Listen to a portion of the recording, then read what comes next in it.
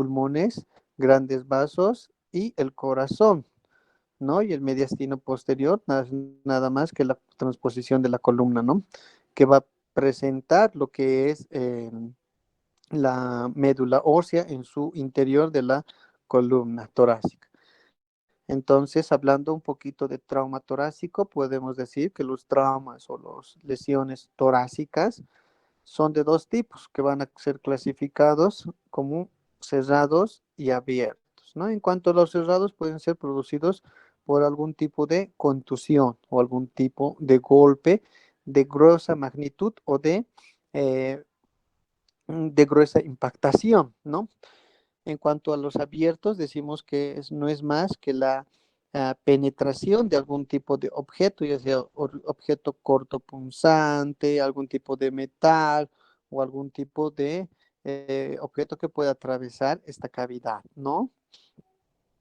En cuanto al traumatismo torácico, puede ser clasificado como contundente o penetrante, ¿no?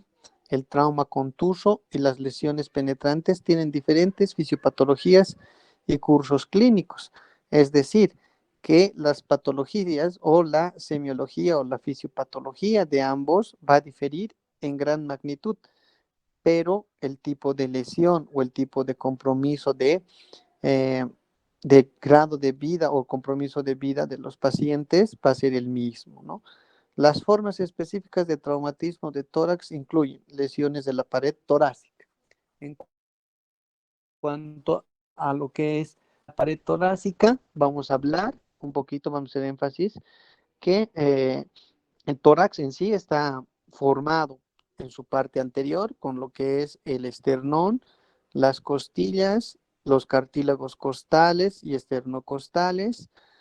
Eh, También formada posterior a esto tenemos lo que es el parénquima uh, pulmonar y el parénquima que es netamente a nivel visceral. Tenemos mm, el espacio que está comprendido entre las dos pleuras o las dos parietales, ¿no? Que se encuentra de una cantidad de líquido, ¿no? También tenemos lo que es el corazón, los pulmones, el corazón, la transposición de los grandes vasos y en la parte posterior vamos a hablar de lo que es la columna cérvico o cervicotorácica y también en su porción alguna parte que pueda comprometer lo que es la porción lumbar. Lesiones o las lesiones de la pared torácica, decimos que no es nada más producida por contusiones o se le puede clasificar como hematomas de la pared torácica, ya sea secundaria a un golpe, secundaria a un tipo de lesión. También podemos presentar lo que son las fracturas de las costillas, un tórax inestable. También podemos mencionar lo que es eh, las lesiones pulmonares, que son los daños a nivel pulmón y las lesiones que impliquen el espacio pleural, ¿no? Ustedes saben cuánto es la cantidad de líquido pleural que transcurre o que se presenta o que se tiene en las personas.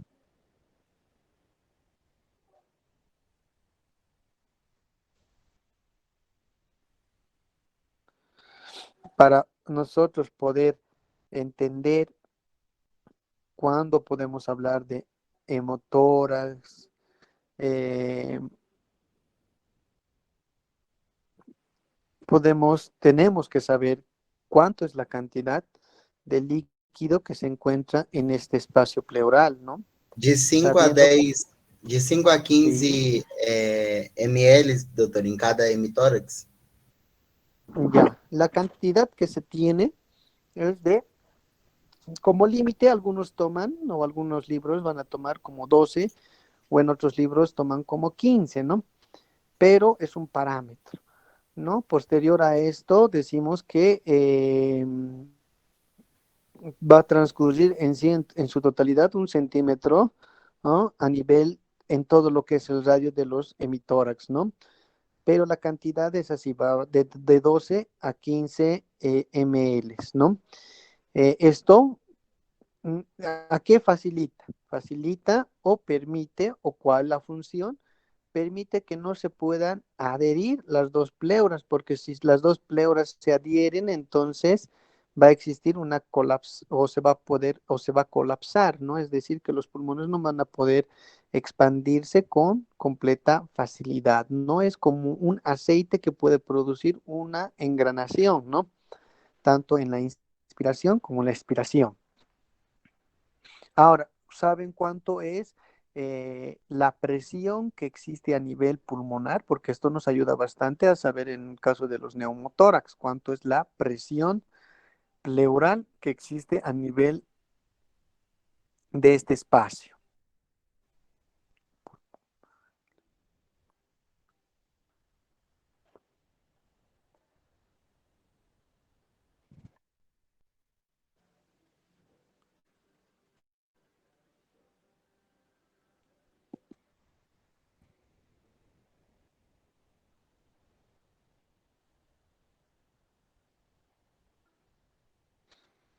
¿Alguien sabe, no?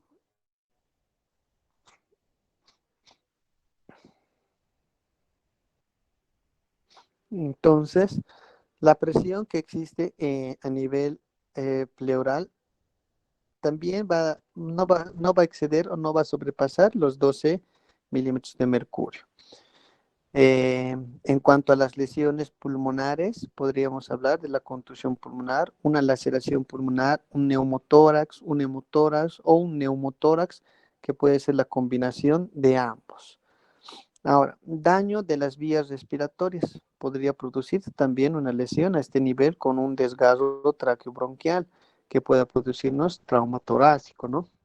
Lesión cardíaca, que es nada más que el taponamiento cardíaco, contusión miocárdica.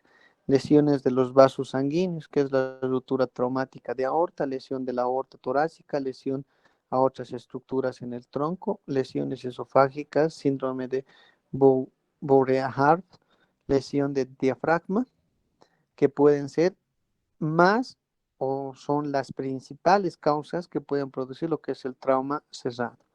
En cuanto al trauma torácico abierto, son aquellas lesiones que rompen la integridad del tejido, es decir, que van a atravesar la pleura parietal para llegar a lo que es la cavidad pulmonar o algunos órganos nobles que se encuentran en esta estructura de la caja torácica, ¿no? Eh, A esto podemos decir que estos accidentes pueden ser producidos a nivel del trabajo, a nivel de aquellos que realizan algún tipo de actividad física, eh, aquellos que pueden producir en un accidente automovilístico, aquellos que manejan motocicleta y todo aquello, ¿no? O aquellos que practican deportes extremos, también en el caso de aquellos que pertenecen al deporte del buceo, que también mientras más profundo es, se sumerge uno, entonces la presión de oxígeno o la presión que se ejerce en los pulmones va a ser mucho más íntegra, ¿no? Y esto puede producir o ocasionar ruptura a nivel de las estructuras tanto óseas como cartilaginosas, ¿no? En cuanto al traumatismo cerrado, la lesión no daña la integridad de los tejidos, ¿sí? Ahora, en cuanto al trauma torácico, decimos que es la segunda causa de muerte después del trauma cráneoencefálico grave, ¿no? Entonces, el 25% de los fallecidos por traumas graves bueno, es un porcentaje alto, ¿no? El 25% de todos los fallecidos por traumas graves. En cuanto a la mortalidad, va a variar bastante, ¿no? Si es que es un trauma cerrado o es un trauma abierto, pero un parámetro de mortalidad es un 10%. Si es aislado, un 5%. Si está asociado con trauma cráneoencefálico o abdominal, es un 25%. Ahora, si coexiste un trauma cráneoencefálico o trauma torácico o un trauma abdominal, entonces la mortalidad aumenta, ¿no? Es un 40%. Cabe recalcar que no solo va a existir un tipo de órgano lesionado, sino va a ser multifactorial y multiorgánico, ¿no? En cuanto a los niños, el porcentaje es superior en los niños porque sabemos que los niños son, bueno, tienen estructuras un poco no tan fortificadas, entonces que puede cualquier mínimo golpe puede producir algún tipo de lesión a nivel torácico. Ahora, hablando un poquito de la pared torácica, decimos que la frecuencia es un 50%, ¿no? Más aún en las fracturas costales, tórax inestable, una fractura external, ¿no? En cuanto a las lesiones pulmonares, va a abarcar o va a ocupar un 25%, tanto las contusiones pulmonares, un hemotórax, neumotórax o una ruptura traqueobronquial, ¿no? Esto en accidentes automovilísticos, que es un poquito más complejo las lesiones que se presentan en estos pacientes. Eh, en cuanto a las lesiones cardiovasculares, el porcentaje es un 20%, ¿no? Que puede ser una contusión cardíaca, ruptura aórtica, una ruptura o taponamiento cardíaco, ¿no? Y otras que van a ser no tan frecuentes, que tienen un porcentaje de un 5%, tales como la ruptura esofágica, lesiones diafragmáticas, ¿no? No son frecuentes, no son comunes, pero no están, eh, mm, no están exentas de poderse presentar en algún tipo de lesión o de trauma torácico. En cuanto a la lesión torácica, lo primero que debemos saber que la lesión que se presenta o el grado de complicación o por qué los pacientes acuden a nuestros servicios, nada más que por una hipoxia tisular. Es decir, que hay una disminución en el aporte de oxígeno a nivel de los tejidos, ¿no? A nivel del tejido. Y esto hace o conlleva a una falla multiorgánica o sistémica, ¿no? Donde la oxigenación es inadecuada por una obstrucción de vías aéreas. En cuanto a la hipovolemia, que va acompañada o precedida, también la pérdida de la ventilación, la perfusión por lesión del parénquima pulmonar, es decir, que no hay una buena ganancia de oxigenación. Los cambios de la presión pleural pueden producir una lesión o una hipoxia a este nivel también, o una falla cardíaca, sabiendo que una gran parte del corazón está comunicado, ¿no? Con los pulmones, ¿no? Esto para poder eh, recabar o poder oxigenar nuestra sangre, ¿no? En cuanto a las fracturas costales, decimos que estas lesiones que no comprometen la vida del paciente, pero pueden provocar otras lesiones importantes, ¿no? Los dos primeros pares de costillas requieren gran fuerza para ser fracturadas. De la tercera a la octava, más susceptibles a fracturas por un golpe de mediana o de mediano esfuerzo, ¿no? O de mediano esfuerzo. En fracturas de la octava a la décima segura existen posibilidad de lesión a hígado, vaso y o riñones. Estas fracturas costales generalmente se da por un tipo de contusión o lesión directa a nivel de las fracturas, ¿no? En cuanto al trauma torácico, en los signos y síntomas, lo primero que podemos decir que es el dolor pleurítico, dolor a la palpación y crepitación ósea. La crepitación ósea se va a presentar generalmente inmediatamente cuando existe una fractura o múltiples fracturas que puedan producir en el momento de la inspiración o expiración, poder escuchar o percibir los crépitos, es decir, que es nada más que el frote de hueso y hueso, ¿no? De tejido óseo con tejido óseo. En cuanto al tórax inestable, decimos que es una lesión o ocurre cuando tres o más costillas que estén unidas o que estén adyacentes, se fracturan en dos o más porciones. Es decir, que esto ya es una, ah, una lesión de mayor envergadura a nivel óseo, ¿no? Que puede tener multifactorial o múltiples fracturas. El resultado es una discontinuidad en la pared torácica, es decir, que bien la pared torácica como si va a presentar una deformidad en cuanto a su estructura se refiera, ¿no? Tanto puede ser una fractura a nivel lateral, una fractura a nivel anterior, separación external o una posterior, ¿no? En cuanto a la separación external, podemos decir que por un simple golpe puede el esternón alejarse o separarse de lo que son las costillas, ¿no? En cuanto a las laterales, directamente los arcos costales. En cuanto al tórax inestable, les había mostrado que son lesiones múltiples, multifracturas, ¿no? Y se puede decir que la lesión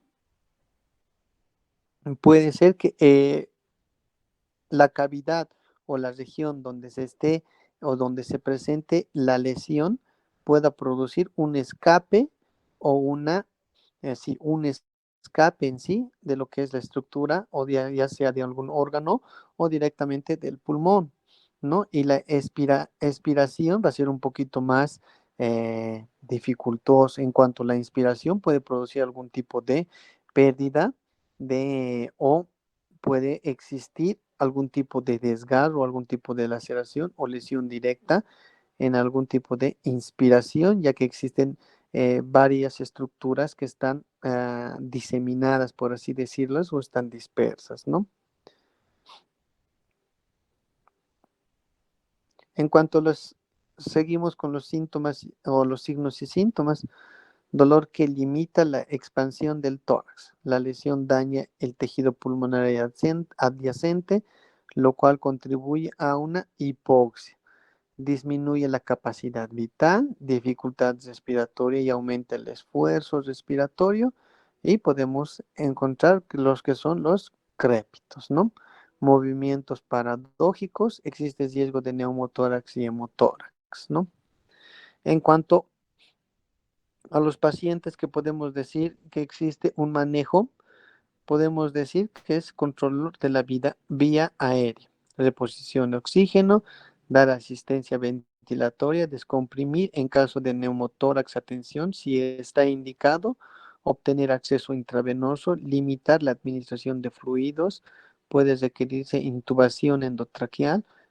Ahora, estabilizar el segmento inestable con presión natural o con compresas adheridas al tórax, transportar al hospital apropiado, ¿no?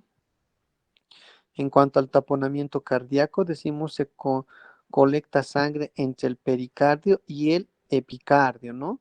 Tiene que ser mayor a 300 cc, ¿no? Lo que se encuentra en este espacio. Conforme aumenta la compresión ventricular, el corazón no puede llenarse y el gasto cardíaco va a disminuir o va a caer.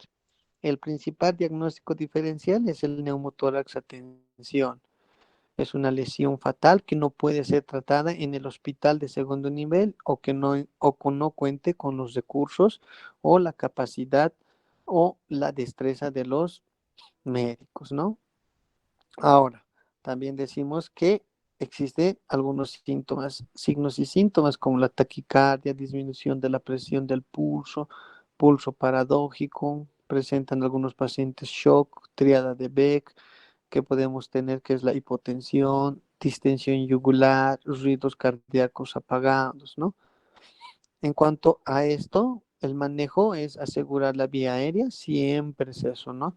Transporte rápido a hospital para tratamiento, infusión intravenosa en ruta, solo para mantener la presión arterial 90-100, modificar a control médico, o perdón, notificar al centro de referencias o control médico. En cuanto a la ruptura aórtica traumática, este desgarre, este desgarre es causa de desaceleración anterior del corazón y arco aórtico, produciendo sección a nivel del ligamento arterioso. Es decir, cuando existe una desaceleración fuerte y violenta, es decir, podría ser en un accidente automovilístico donde a nivel del arco aórtico puede producir un aplastamiento con posterior ruptura o sección del ligamento arterioso, ¿no? El mecanismo de lesión es sumamente importante para la sospecha de esta lesión, ya que no siempre existen signos obvios de trauma torácico. Además del mecanismo, un estado de shock inestable apoyará la sospecha. Es decir, el shock ya va a venir directamente por un shock hemorrágico, ¿no? El paciente ya, porque es un grande vaso, va a tener una gran pérdida y va a producir un hemotórax secundario. En cuanto es frecuente en pacientes que pueden presentar hipertensión en extremidades superiores y disminución de las inferiores. El diagnóstico de un desgaste contenido, de este tipo contenido por los tejidos adyacentes es posible en el campo o en el marco de las lesiones, ¿no? En cuanto al control de las vías aéreas, o bueno, en cuanto al tratamiento, como les dije, es control de las vías aéreas, oxigenación del paciente, traslado a hospital, obtener línea venosa, notificar al control médico o al centro de referencias. Una de las patologías más interesantes o más frecuentes podríamos hablar lo que es el neumotórax, ¿no? Una definición que es nada más que la acumulación de aire en el espacio pleural, ¿no? La clasificación de neumotórax es según la causa que pueda presentar, ¿no? Espontáneo, traumático o iatrogénico. En cuanto a lo espontáneo, decimos que puede ser primario o secundario, sin enfermedad pulmonar clínica, secundario con enfermedad pulmonar clínica aparente. Es decir, que va a tener una patología de base y en cuanto al secundario, con una patología de base que no, bueno, no con una patología de base, ¿no? Esta es secundaria a otra causa que puede ser adquirida. En cuanto a lo que es traumático, debido a lesiones penetrantes torácicas, debido a traumatismo torácico cerrado. Iatrogénico, debido a la aspiración transtorácica con aguja, debido a la colocación de un catéter en vena subclavia, debido a una toracocentesis o biopsia pleural, debido a una barotrauma, ¿no? Resucitación cardiopulmonar en aquellos que realizan lo que es la ERCP, ¿no? Lo iatrogénico siempre va a ser producido por la mano del hombre, ¿eh? Tal vez no con la intención, sino pueda ser producido por algún otro factor, ¿no? En cuanto al neumotórax espontáneo primario, los asintomáticos presentan, o bueno, es asintomático, dolor o disnea, que es la dificultad respiratoria, dolor torácico, hipotensión arterial, cianosis, aumento del volumen del hemitórax afectado, movilidad disminuida, percusión timpánica, ausencia de ruido respiratorio de 10 a 20%, están asociados a derrame pleural eosinófilo. Neumotórax espontáneo secundario que puede producir un daño pulmonar previo, de deterioro de la función pulmonar, paciente con enfermedad pulmonar obstructiva leve. En cuanto al promedio de la flúter ventricular, podemos decir que es nada más un promedio de un 57%, incrementa, esto va a incrementar lo que es la mortalidad, ¿no? En cuanto al cálculo del neumotórax, decimos que el porcentaje siempre va a ser, esto es una tabla para poder nosotros tener en cuenta cómo podemos calcular la cantidad de aire que pueda inspirarse o que se pueda presentar en lo que es en la cavidad torácica, ¿no? Entonces, siempre dar, ¿no?, un valor normal, un valor que puede ser asignado a estos, que lo vamos a ir viendo de manera más calmada, ¿no? En las siguientes diapositivas que les voy a ir presentando. Entonces, en cuanto al neumotórax traumático, decimos que la presión intrapleural excede de la presión atmosférica. Presenta hipotensión, taquicardia, shock constrictivo. En cuanto a las causas, decimos que es nada más el traumatismo torácico contuso, traumatismo penetrante, herida por instrumento punzocortante, herida por proyectil de arma de fuego, otras lesiones, tiempo promedio de las ondas de 4 o 5 días. El 94.27% se presenta más en hombres. ¿No? Entonces decimos que es nada más que la acumulación de aire a nivel del espacio pleural, ¿no? La pleura visceral y la pleura parietal están separadas y tienen una gran cantidad de aire a este nivel, ¿no? Y podemos decir que el pulmón se pueda colapsar porque esto impide, o el aire que existe en la cavidad, impide la expansibilidad con normalidad, y es decir, que el pulmón a medida que pasa el tiempo va colapsando, ¿no? En cuanto al neumotórax, atención, decimos que es insuficiencia respiratoria, una hipotensión, desviación traqueal del lado sano, distensión yugular, ausencia de los ruidos respiratorios en el lado afectado. En cuanto al tratamiento, decimos que es la primera elección, descompresión con aguja calibre gruesa de 14, o el segundo que se encuentra en el segundo espacio intercostal, línea medio clavicular. En cuanto a esto, decimos que no es más lo primero que se debe hacer con estos pacientes. Ahora, les voy a dar un ejemplo o un paciente o un caso clínico, ¿no? Que es un paciente de sexo masculino, el cual maneja moto, sufre un accidente de tránsito por golpe o impactación en movilidad. El paciente al momento se le ve que presenta una disnea en reposo, dificultad respiratoria, empieza a tener una hipotensión, su frecuencia cardíaca empieza a disminuir, presenta una bradicardia, contusión, contusión a nivel de región occipital. También se puede valorar que presenta un hematoma retroauricular, una colección de sangre, otorragia del lado derecho, y presenta náuseas y vómitos. Primera medida que ustedes deben hacer con estos pacientes que les llega al servicio de emergencia.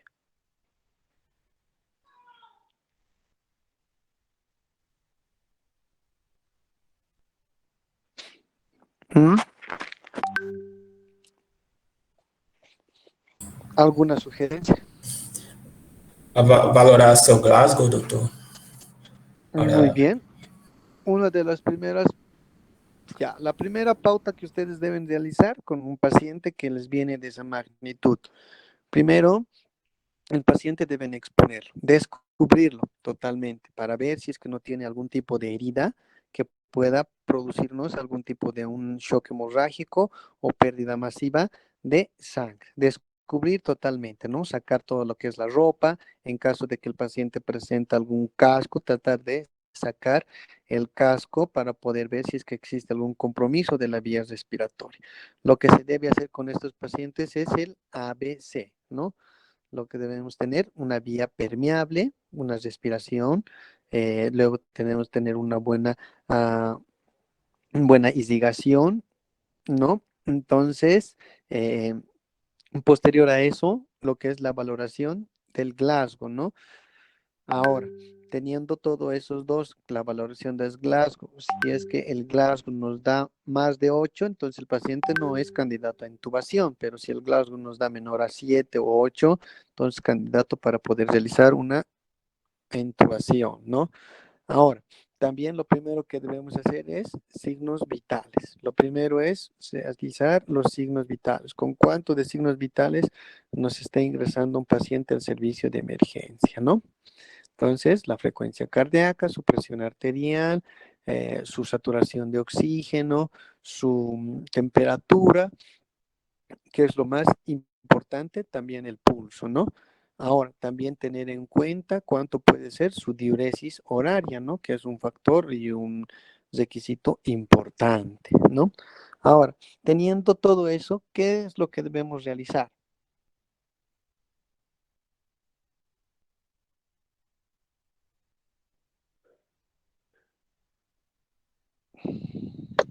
Doctor, primeramente, como ya hemos descubierto al paciente, hay que ver si hay un centro focal de donde está gran cantidad de pérdida de sangre. Posteriormente, si ya sabemos la cantidad, tenemos que reponerlo.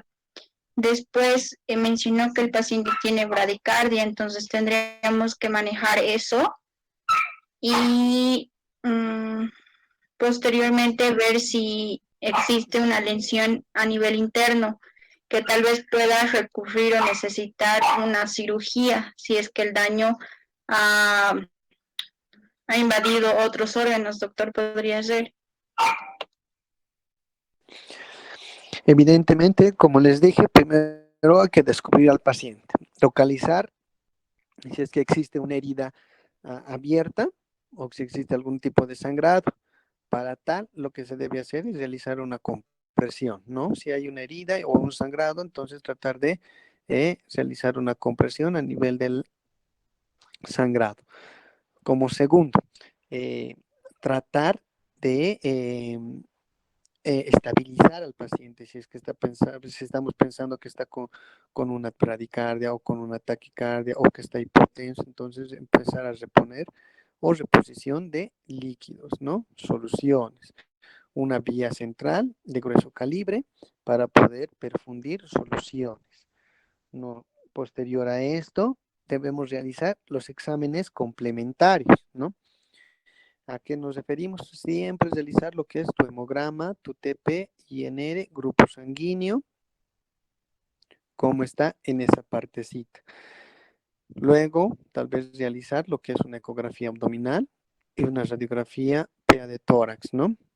Entonces, para poder valorar, siempre traten de solicitar lo básico, lo esencial, lo que sí necesitamos del paciente, porque no es indispensable que estemos solicitando bilirrubinas, que estemos solicitando al paciente su glicemia. Glicemia es importante, que estemos solicitando al paciente tal vez examen general de orina, ¿no? O las transaminasas. Entonces, cosas que no son indispensables no debemos solicitar. ¿Por qué? Esto para evitar el tiempo de retraso para obtener los resultados laboratoriales, ¿no? Porque si vamos a empezar a solicitar todo por solicitar, entonces mientras más solicitamos, más es el tiempo de demora o de espera de los resultados. Mientras solicitamos todo lo básico, lo esencial, entonces podemos tener una actuación inmediata, oportuna a los o a nuestros pacientes, ¿no? Ahora, ya nos hemos fijado que el paciente presenta algún tipo, o bueno, ya hemos solicitado lo que es la ecografía abdominal, hemos solicitado una radiografía de tórax, de columna cervical o tóraco cervical y una radiografía a nivel también craneal, podría ser de base de cráneo o tal vez de cráneo en sí. Entonces, ¿qué es lo ideal y lo esencial, ¿no? Posterior a eso, ¿qué debemos hacer? Valorar al paciente, volver a realizar una exhaustiva valoración, volver a tomar en cuenta con qué valores estamos contando después de haber realizado todo ese tipo de laboratorios, ¿no? Y después de haber colocado algún tipo de solución que pueda ayudar como expansor y después de haber hecho o realizado algún tipo de compresión en algún tipo de lesión o herida abierta, ¿no? Ahora, posterior a eso, siempre tenemos que fijar. La ecografía abdominal nos sirve mucho para poder diagnosticar si que existe algún tipo de colección o líquido en cavidad, ¿no? La consistencia de la ecografía nos dirá que si puede ser líquido o puede tener consistencia de coágulo o hematoma, ¿no? Entonces, decirnos que a tal nivel o hay algún tipo de laceración o sangre o líquido o hematoma a nivel de fondo de saco o a nivel de Morrison, ¿no? Saco o fondo de Morrison. Entonces podremos ver que puede haber, podría ser o podría existir lo que es la lesión a nivel de hígado, ¿no? Podría ser una laceración, que el primer órgano noble que puede existir en un trauma de cavidad abdominal siempre va a ser la laceración de hígado, ¿no? Ahora, si bien podríamos ver a nivel de las mujeres, podría decirnos que existe colección líquida a nivel de fondo de saco de Douglas o a nivel retroperitoneal, podríamos decir que podría existir algún tipo de lesión o mm, algún tipo de ruptura a nivel de lo que es la vejiga o simplemente a nivel renal, ¿no? Entonces ya poder tener parámetros, ¿no? Donde se encuentra algo anormal, poder guiarnos que existe un órgano noble o sensible que puede haber sido lesionado, ¿no? Si es que no existe ningún tipo de lesión a nivel abdominal, todo se encuentra normal, entonces descartar la posibilidad de que podamos encontrarnos con un abdomen agudo o un trauma abdominal cerrado, ¿no? Ahora, posterior, si el paciente está disneico, presenta sensación de ahogo, dificultad respiratoria o a la inspiración o expiración el paciente puede tener dolor y molestias, entonces valorar, ¿no? Siempre valorar cómo está en la placa radiográfica, si es que existe algún tipo de compromiso pulmonar o no existe ningún tipo de compromiso pulmonar, o si existe algún tipo de compromiso a nivel del parénquima o de la pleura parietal o a nivel pleura pleural o el espacio pleural, si es que existe algo fuera de lo normal, ¿no?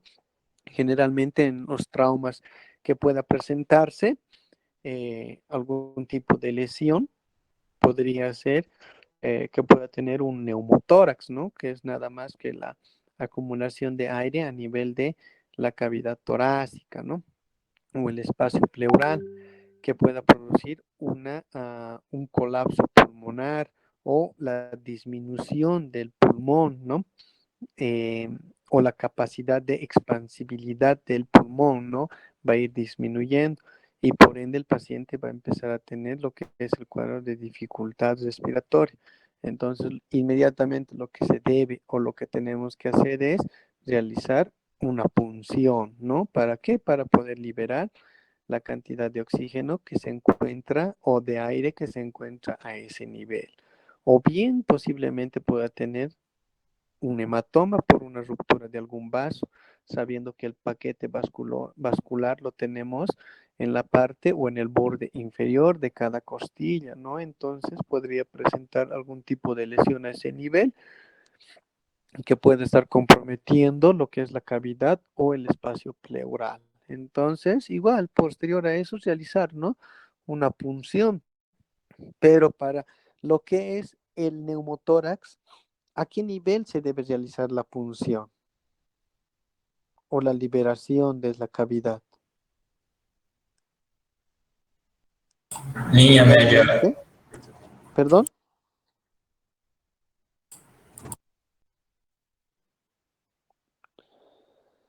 generalmente se lo realiza a nivel del segundo espacio intercostal, línea media clavicular, ¿no? Entonces, a ese nivel es donde tenemos que liberar la cantidad de aire que se encuentre en el neumotórax, ¿no? Ya sea izquierdo o ya sea derecho. En cuanto a lo que es el hemotórax, ¿a qué nivel debemos realizar la punción?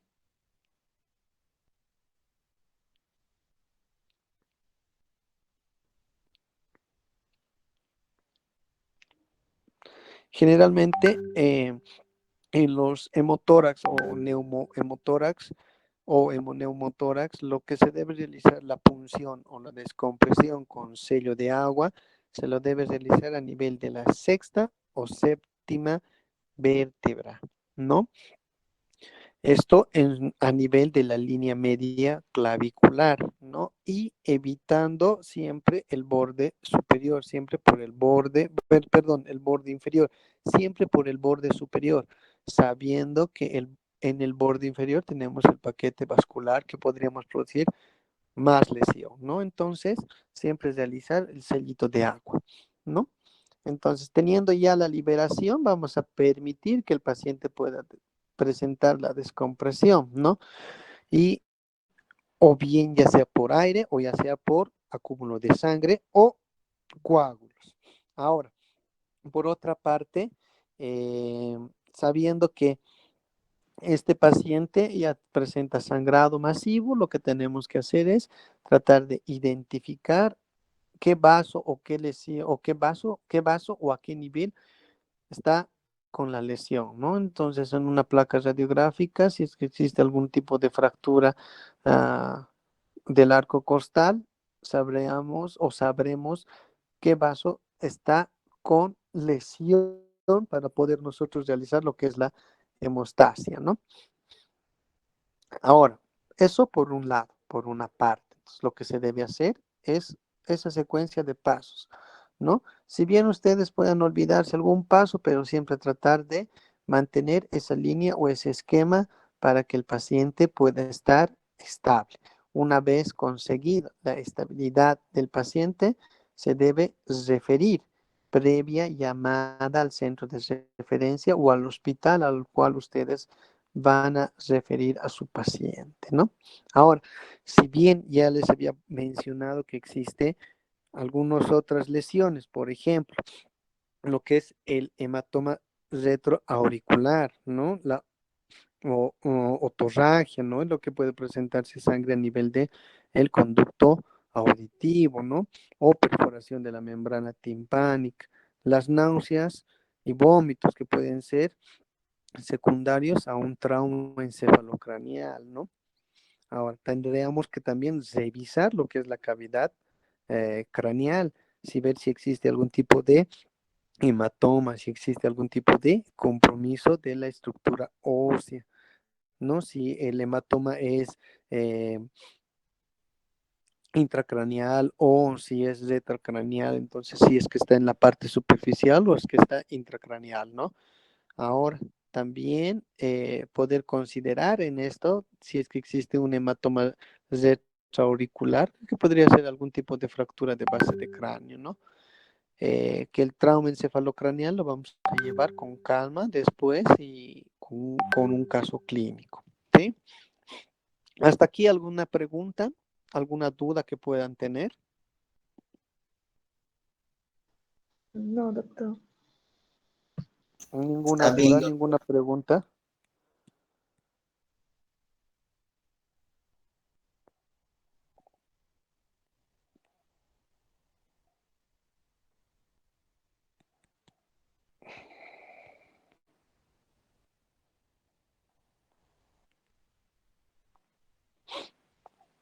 A ver si se logra reproducir este video.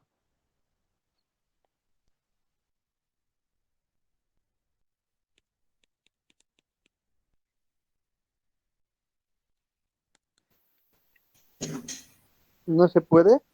Não tem áudio, doutor. Muy bien, a ver, un segundito.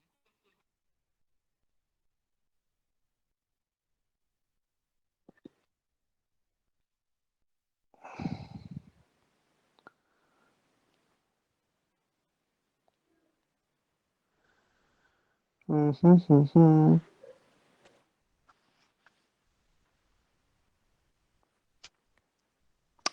Entonces, este video los voy a enviar para que ustedes lo puedan ver, ¿sí? Lo puedan analizar, lo puedan ver. Y la siguiente clase vamos a debatir y vamos a llevar el tema en sí como que es neumotórax y hemotórax por diferente, ¿ya? Doutor, já vou enviar Eh, o link no grupo do WhatsApp. ¿Perdón?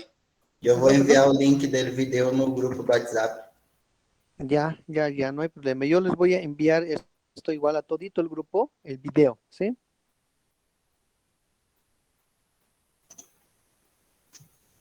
Está bien, doctor. Gracias. ¿Alguna pregunta, alguna duda hasta aquí? Não, doutor, está tudo bem. Ya. No, doctor. Entonces, lo que quiero es que ustedes, yo hoy día voy a pasar todos los temas a la plataforma. Voy a pasar un caso clínico para que ustedes lo puedan ir. A ver, creo que ya lo han pasado este tema. A ver.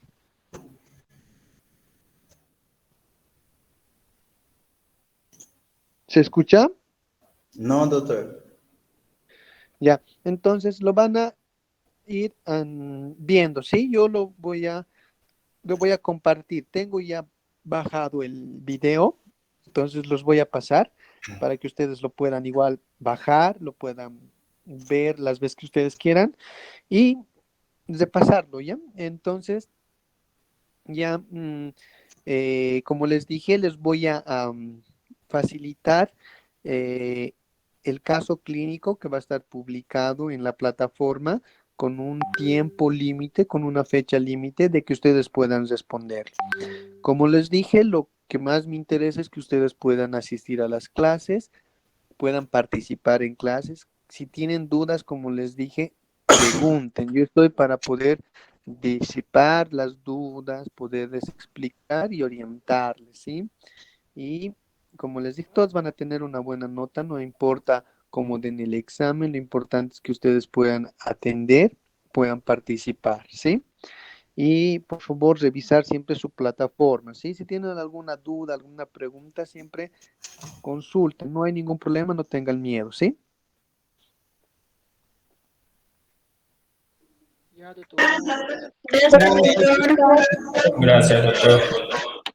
No se olviden poner su nombre y antes de salirse, con esto hemos terminado la segunda o el segundo tema de de esta semana, ¿sí?